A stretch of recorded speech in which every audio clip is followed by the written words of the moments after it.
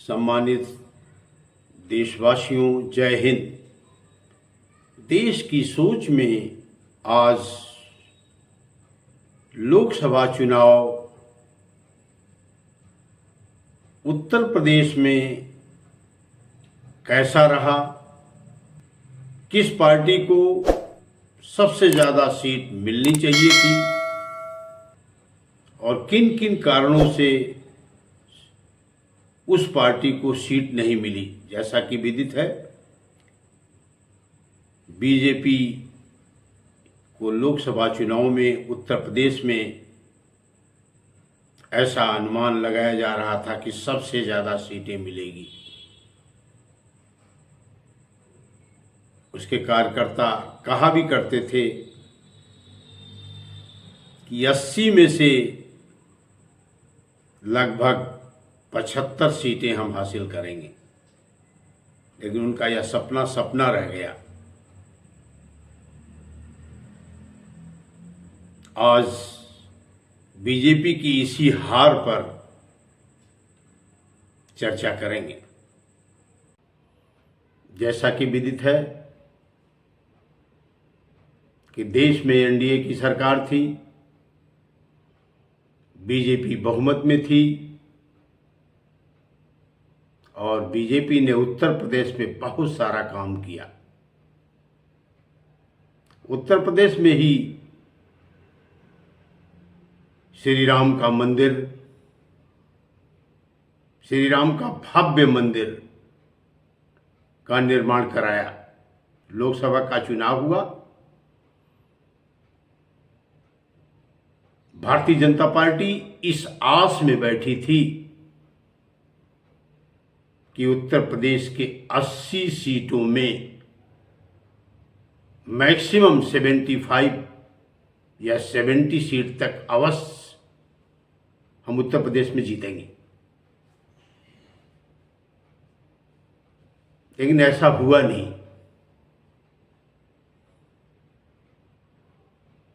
उत्तर प्रदेश में बीजेपी को करारी हार का सामना करना पड़ा।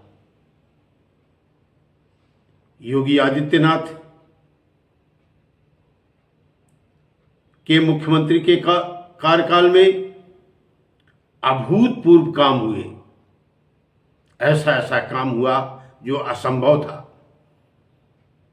उत्तर प्रदेश की बिगड़ी हुई कानून और व्यवस्था को उन्होंने पटरी पर ले आए। देश की जनता इसकी सराहना करती है। उत्तर प्रदेश की जनता भी इसकी भूरी भूरी सराहना कर रही है। उत्तर प्रदेश में अयोध्या में श्री राम का भव्य मंदिर बन के तैयार हुआ। इलाहाबाद में, प्रयागराज में महाकुंभ की तैयारियां खूब जोर शोर से चल रही हैं। काशी में आप देखिए, भगवान भोले शंकर का भव्य मंदिर का कॉरिडोर बन के तैयार हुआ। बहुत सारा विकास, बहुत सारे पुल, बहुत सारे रोड का चौड़ीकरण, बहुत सारा इंफ्रास्ट्रक्चर का काम हुआ। फिर भी उत्तर प्रदेश में बीजेपी हारी। यह बहुत ही विचारणीय, बहुत ही सोच का विषय है। आप सोचिए, ऐसा क्या कारण होगा कि जहां पर बिल्कुल एकदम आस लगाए बैठी हुई थी, इवन विपक्ष भी जानता था, पूरी दुनिया ये समझती थी कि उत्तर प्रदेश में बीजेपी 80 में 70 या 75 सीट अवश्य जीतेगी।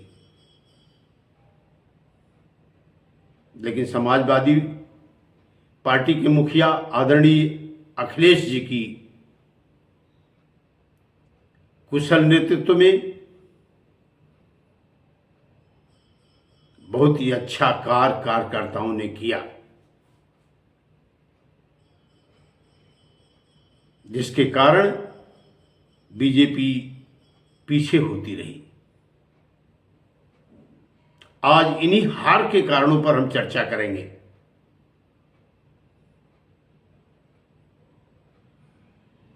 क्या कारण हुआ, किस कारण से बीजेपी हार गई, जबकि हर गली गली में, हर मोहल्ले मोहल्ले में, इवन मोहम्मदन समुदाय के लोग भी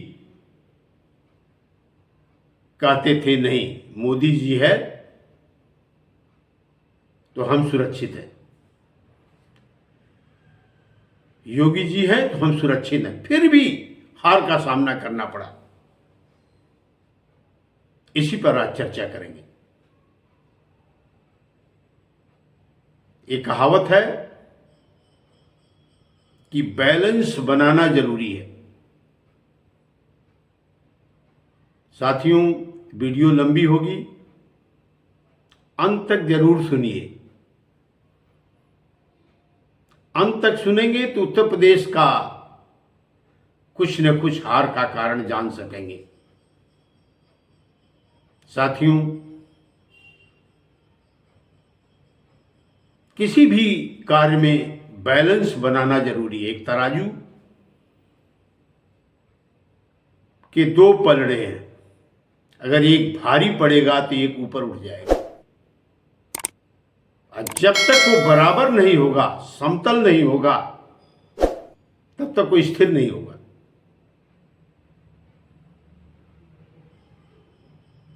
उसी तरीके से केवल इंफ्रास्ट्रक्चर को बढ़ा देने से, केवल धार्मिक प्रचार कर देने से, केवल ऐतिहासिक मूवमेंट कर देने से जनता खुश नहीं हो सकती। जनता के लिए धरातल पर, जमीन पर छोटे छोटे कार्य का होना बहुत ही जरूरी है। ये जरूरी नहीं कि नेता काम करेगा, नेता तभी काम करेगा जब वो सरकार में रहेगा, तब तक तो उसकी पावर नहीं है। वो विनती करेगा, काम करने का प्रयत्न करेगा और आवाज उठाएगा। जब आवाज ही नहीं उठाएगा तो किस बात का नेता, किस बात का कार्यकर्ता, किस बात से लोग उसकी बात सुनेंगे? वही बात हुई।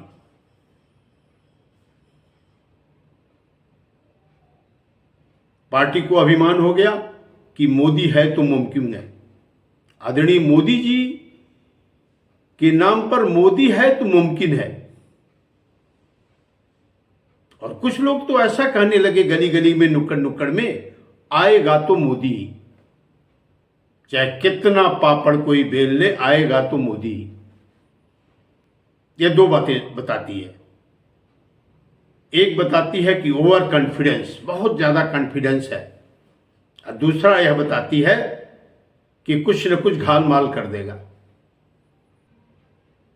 तो घाल माल करना संभव नहीं है, क्योंकि आज के युग में हर आदमी जान रहा है, पोलिंग बूथ पर 17C का फॉर्म भरना, उसे पब्लिश करना, स्ट्रांग रूम में ड्यूटी देना, ये सारे आदमी जान रहे हैं। विपक्षी बिल्कुल अलर्ट है, बहुत कम धांधली हो सकती है।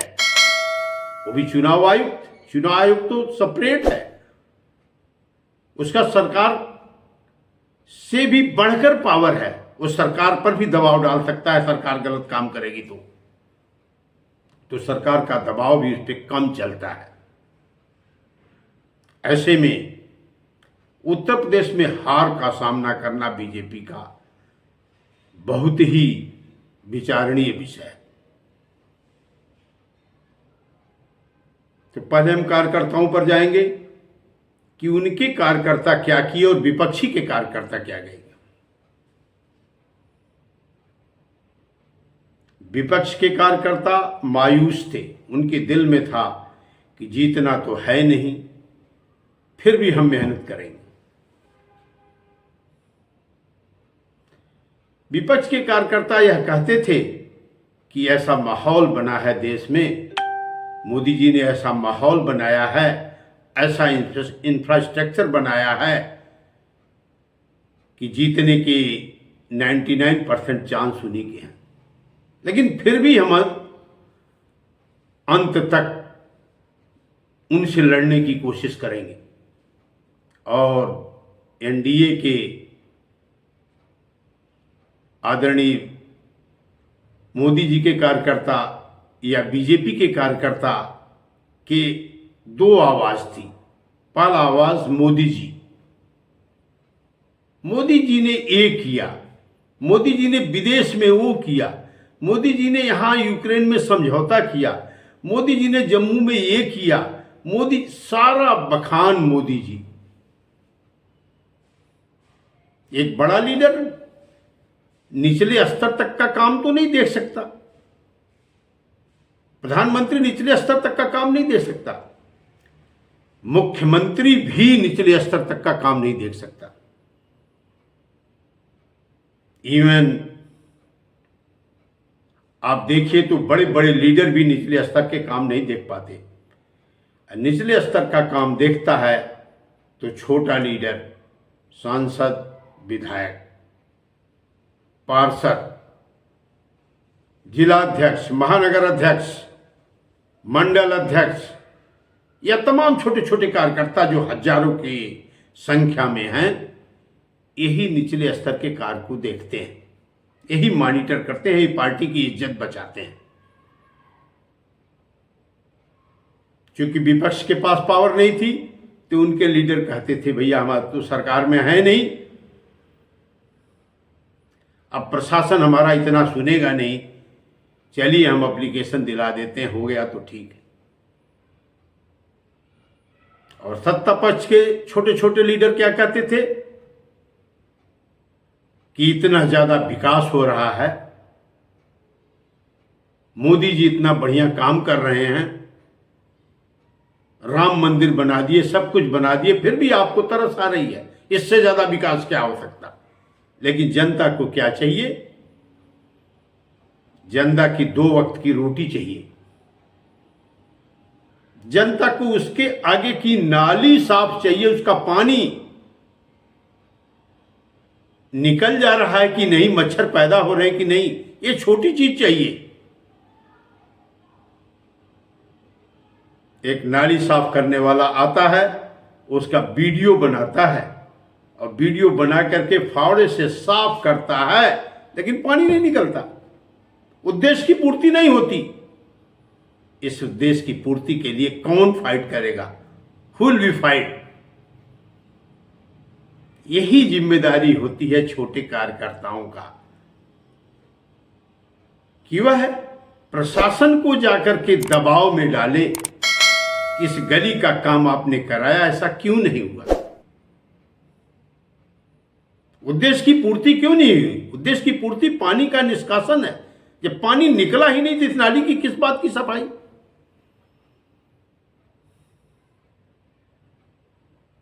ये होता है। वही नाली की सफाई के लिए अगर वो आवाज उठाता है, प्रशासन को लेकर के काम करता है, तो वहीं पर लोग खुश हो जाते हैं कि देखो कितना बढ़िया काम हो रहा है। उसी तरीके से छोटे छोटे काम आप देखिए,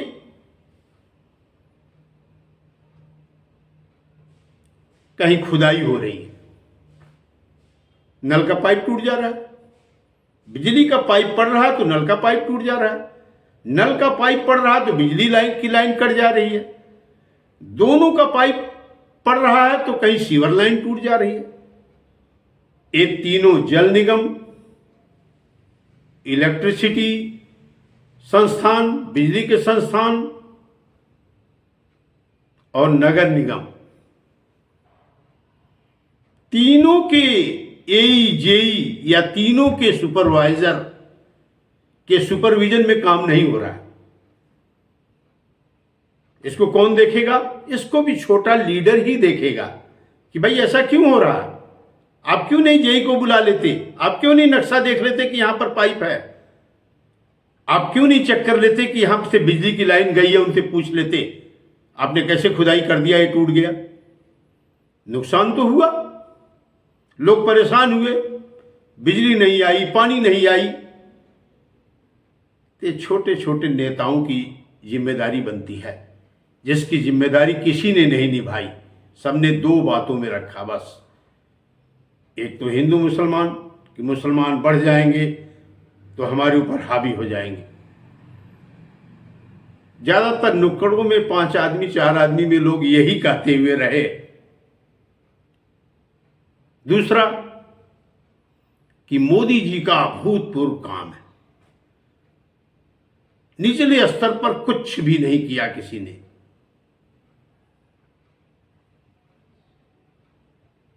दूसरा हार का कारण जो मैंने देखा, क्योंकि प्रयागराज में तो हमने खूब घूमा है, पूरा उत्तर प्रदेश में घूमा है, 20 लाख आदमियों की आवाज को हमने सुना है। सब यही कहते थे कि बैलेंस बनाने की जरूरत है। दूसरा, बूथ बदली कर दिया। किसी का एक घर का 3 आदमी हैं तो कहीं तीनों आदमी का 3 जगह बूथ में नाम आ गया। बूथ बदली हो गया, पर्ची नहीं आई। वो भी बीजेपी के सपोर्टर होते हुए भी वोट नहीं दे पाए। विपक्ष ने तो वोट दिलवाया, लेकिन इनके सब सोए रह गए कि जाएंगे और वोट देंगे अपने आप, तो नुकसान इन्हीं का हुआ। अब आएंगे जनप्रतिनिधि पर। अब सोचिए, जनप्रतिनिधि का क्या काम है? जनप्रतिनिधि भी सिर्फ मोदी के गुणगान में मस्त है। जब कोई जनप्रतिनिधि बन जाता है तो उसका यह दायित्व होता है, उसका कर्तव्य होता है कि अपने क्षेत्र में तिमाही घूमे, 3 महीने में एक बार जरूर घूमे और जनता की आवाज को पकड़े। अगर आवाज जायज है तो उस आवाज को सरकार तक उठाए, बेशक अपनी सरकार है। लेकिन बीजेपी में ऐसा नहीं था, किसी ने कुछ आवाज नहीं उठाई। इस जगह पर हूं, वहां पर एक सामुदायिक केंद्र बना हुआ, लगभग 5-6 साल हो गया बना हुआ, उसके शीशे टूट रहे। वह सामुदायिक केंद्र लोगों के हेल्प के लिए था। लोग उसमें बर्थडे की पार्टी करेंगे, कोई शादी करेगा, कोई इसमें लेक्चर रखेगा, कोई पार्टी करेगा, कोई राजनीतिक पार्टी उसमें लेक्चर करेगी, उससे कुछ न कुछ 2,000, 5,000 या 10,000 जो भी हो, वो डेवलपमेंट अथॉरिटी को इनकम होगी। लेकिन 5 साल से बंद है, कोई जनप्रतिनिधि उसके लिए आवाज नहीं उठा रहा है, कोई जनप्रतिनिधि उसके लिए प्रशासन के पास नहीं गया कि यह क्यों बंद है, यह किस लिए बनाया गया, इसका यूटिलाइज क्यों नहीं है, इसमें शीशे क्यों टूट रहे, इसका क्या प्रॉब्लम है। लोग जब आवाज उठाते हैं तो बोलते हैं हाँ होने वाला है, होने वाला है, बस इतना कह करके चुप हो जाते हैं। एक एग्जाम्पल दिया हमने, इसी तरीके से दूसरा एग्जाम्पल, एक ब्रिज बन रहा है, बहुत बड़ा काम हो रहा है, बहुत सारा काम सार पश्चिमी में आदरणीय मोदी जी ने सैंक्शन किया और हो भी रहा है और हुआ भी। ऐसे एक ब्रिज बन रहा है हमारे एरिया में। उस ब्रिज से लोगों के आवागमन में कुछ दिक्कत आ रही, तो दिक्कत को दूर करने के लिए डिटेलमेंट ऑफ फोर्स, अल्टरनेटिव रूट,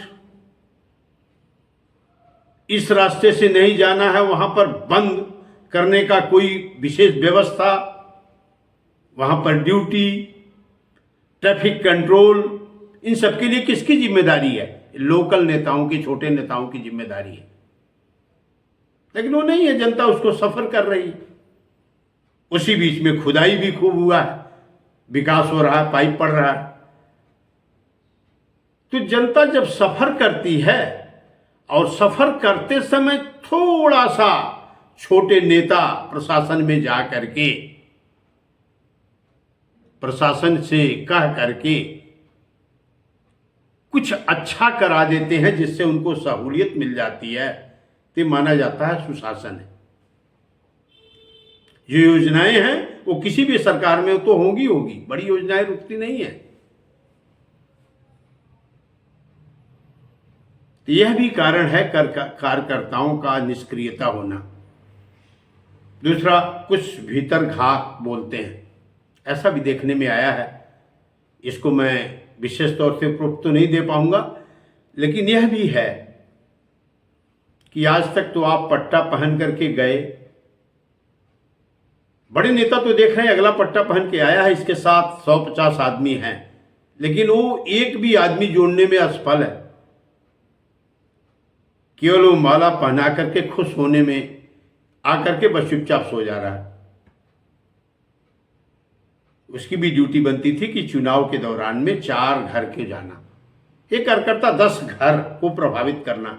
10 घर में अगर 2 घर जो उसके वोटर नहीं हैं और इधर मुड़ जाते हैं तो बढ़िया होता। यही विपक्ष ने किया।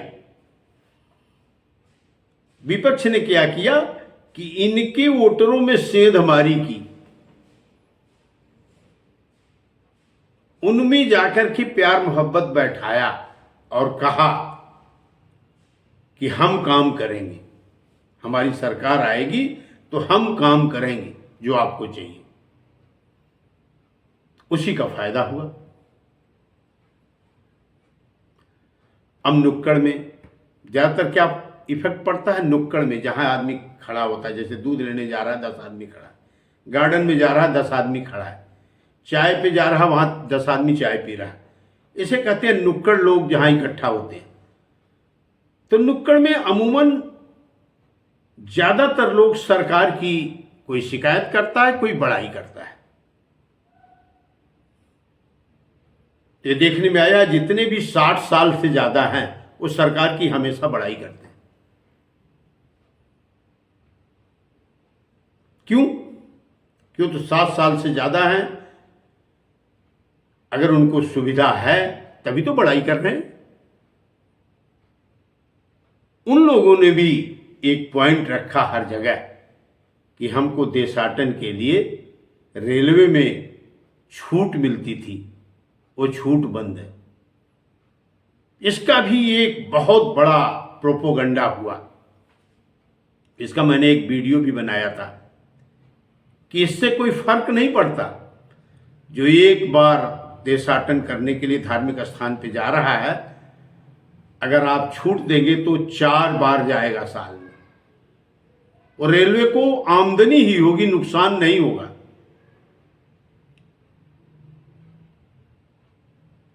और धार्मिक प्रचार होगा, उससे भी बीजेपी का प्रचार भी होता और फायदा भी होता।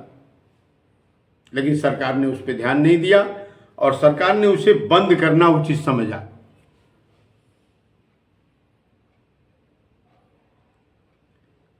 अगला आ गया संविधान।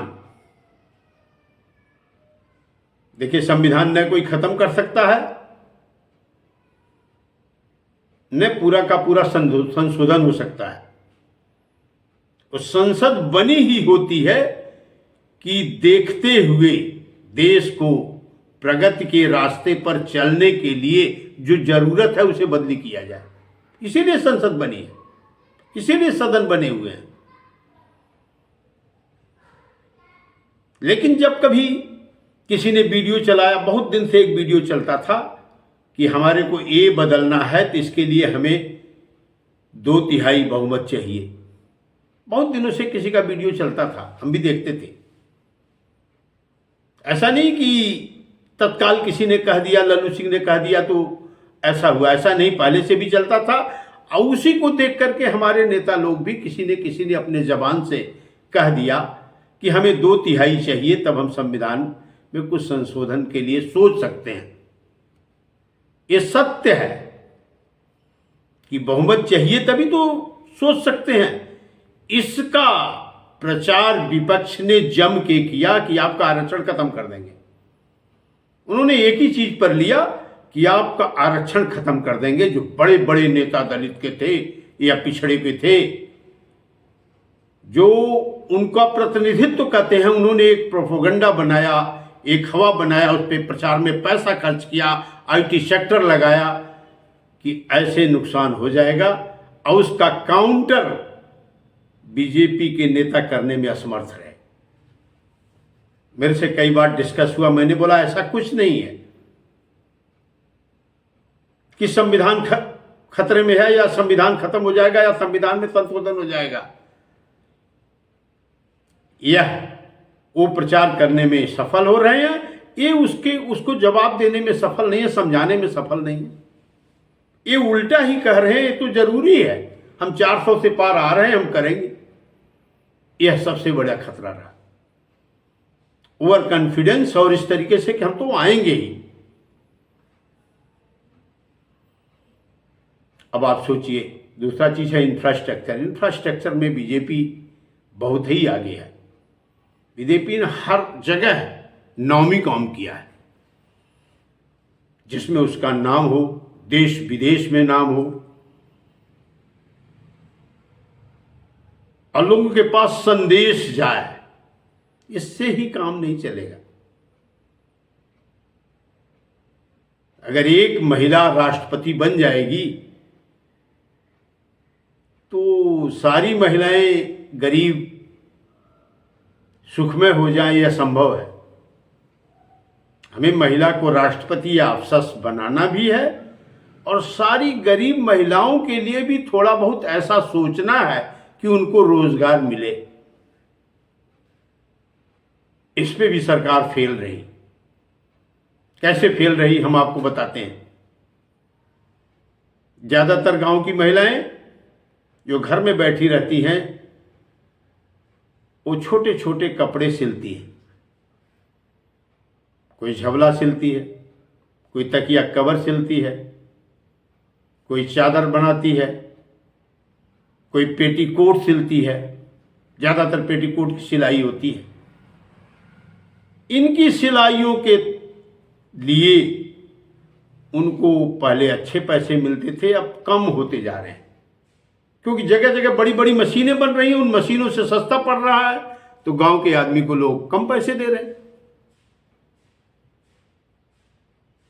यहां भी नुकसान है। सरकार ने कभी ध्यान नहीं दिया कि इसका एक नीति बनाया जाए कि इस पे अभी एक पेटीकोट की सिलाई हम 20 रुपए फिक्स कर दें कि भाई 20 रुपए ही देना है आपको।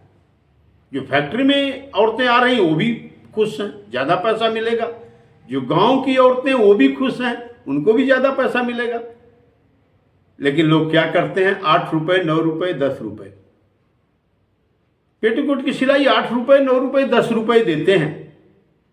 तो महिला दिन भर में अगर 10 पेटीकोट सिलती है तो 10 दहा के 100 रुपए कमाती है। उसमें उसका धागा लग जाता है, बकरम लग जाता है, तो मुश्किल से वो 6 रुपए के हिसाब से कमा करके 60 रुपए कमाती। इस पे गवर्नमेंट ने ध्यान नहीं दिया। मैं इसके लिए नहीं कह रहा हूं, ऐसे बहुत सारे लघु उद्योग हैं जिनसे उनका बेनिफिट हो सकता है। खासतौर से सिलाई उसमें मुख्य उद्योग है। यह भी एक कारण रहा। यूपी में सबसे ज्यादा कार्यकर्ता की ढिलाई, जनप्रतिनिधि का एरिया में न जाना, लोगों का दुख सुख के बारे में प्रशासन से बात न करना। अब जनप्रतिनिधि के घर में कोई चला जाता है एप्लीकेशन लेकर के, तो सुन लेता है, उस एप्लीकेशन को फॉरवर्ड कर देता है। लेकिन उसका दायित्व है, उसका कर्तव्य है, वो क्षेत्र में जाए, क्षेत्र में देखे। आज कंट्रैक्टर का काम हो रहा है तो भाई ये नाली क्यों नहीं, 2 फीट का इसका एसओपी है तो 1.5 फीट क्यों खोदी गई। जनप्रतिनिधि ने बोलना है। ये पानी यहां पर जमा हुआ है तो प्रशासन क्या कर रहा, सोया है? क्यों नहीं भैया, जनप्रतिनिधि का काम है। यहां पर खूब टूटा हुआ है रोड, ये नहीं बन रही है, और जहां रोड बनी है बढ़िया वहां दोबारा बन रही है। इसकी आवाज कौन उठाएगा? जनप्रतिनिधि ही उठाएगा। हमने बहुत ज्यादा जगह देखा है कि कई जगह रोडों में गड्ढे हैं, और कई जगह रोड बढ़िया है फिर भी वो बन गई दोबारा। तो वहाँ का आदमी जहाँ गड्ढे हैं वो प्योर वोटर है, और जहाँ शहर में आपने बनाया है वो प्योर वोटर नहीं है, वो समझदार वोटर है, वो कहाँ जाएगा पता नहीं। लेकिन अगर इधर की बनेगी तो ये गरीब है, ये वहाँ पर झुकेगा और बोलेगा हमारे गली का रोड बना है, हमें आवागमन अच्छा हुआ, हम इन्हीं को वोट देंगे। इस पे भी सरकार ने नहीं देखा। अब रह गया अयोध्या की बात। अयोध्या में चूंकि हमारा खुद का घर है, हमारे चाचा ताऊ रिश्तेदार सारे अयोध्या में रहते हैं, अयोध्या से हम भली भांति परिचित हैं। अयोध्या की सीट हारने का क्या कारण है? ऐसा कुछ नहीं कारण है कि वहां के सांसद के प्रत्याशी ने संविधान के संशोधन का बोल दिया तो सीट है। ये तो पूरे प्रदेश में अखिलेश जी ने इसका प्रचार किया, राहुल जी ने प्रचार किया है, केवल वहीं का नहीं है। वहां पर लोगों के नजदीक के जितने भी छोटे छोटे दुकानदार थे या जितने भी लोग थे, उनसे प्यार मोहब्बत नहीं रखा गया। ये हुआ विकास हो रहा है, ये तो होना है। एक होता है किसी की जमीन लेते हैं तो प्यार से बोलते हैं ये आपकी जमीन है, अगर नंबर 2 की जमीन नहीं है, सही जमीन है तो आपको मुआवजा मिलेगा और विकास के लिए जरूरी है, इससे गवर्नमेंट की प्लानिंग रुकेगी, आप भी विकास में सहायक हो। तो 99% आदमी जब उसको पैसा मिलता है और विकास में सहायक होता है तो ऑलरेडी उस जमीन को दे देता है। एक होता है कि यहां तक कल टूटेगा,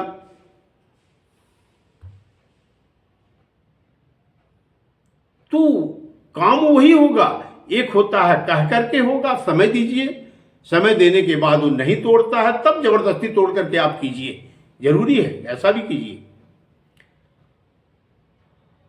क्योंकि आवागमन के लिए रोड का चौड़ीकरण तो बहुत ही जरूरी है।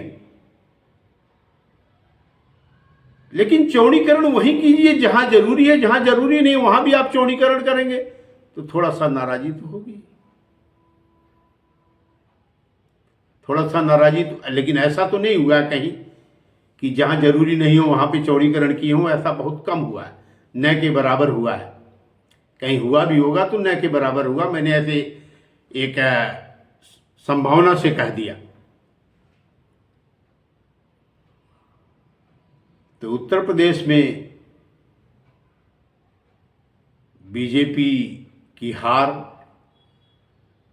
उन्हीं के कार्यकर्ता, उन्हीं के जनप्रतिनिधि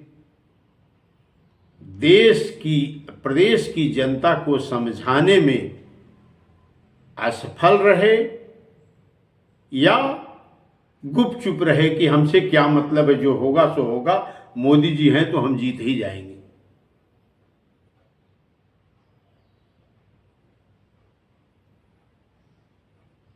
हाँ, पूजा पाठ, धार्मिक अनुष्ठान में लोगों ने खूब ध्यान दिया, लोगों ने बुलाया भी, लोगों को अच्छा भी लगा। लेकिन केवल पूजा पाठ से किसी का पेट नहीं भरेगा, उसे रोजी रोटी के लिए कुछ न कुछ चाहिए। ये भी एक कमी देखने में आई थी कि अगर गली में महीने में 10 दिन पूजा होगा, 10 दिन बुलाया ही जाएगा और उसके मेन काम कोई नहीं सुनेगा, तो लोगों के अंदर एक दिमाग में आ जाता है कि रोज हम पूजा ही करेंगे तो रोजी रोटी कहां से के लिए कब जाएंगे, पैसे कब कमाएंगे। तो इस पर भी लोगों का विचार होना चाहिए कि भैया अगर आपको टाइम है तो आइए, पहले रोजी रोटी, उसके बाद फिर भगवान की भक्ति। मेरे दोस्तों, हिंदू मुसलमान करने से काम नहीं चलेगा। अगर छोटे लीडर जिस भी पार्टी के सत्ता वाली पार्टी के काम नहीं करेंगे, वह पार्टी हार का सामना करेगी।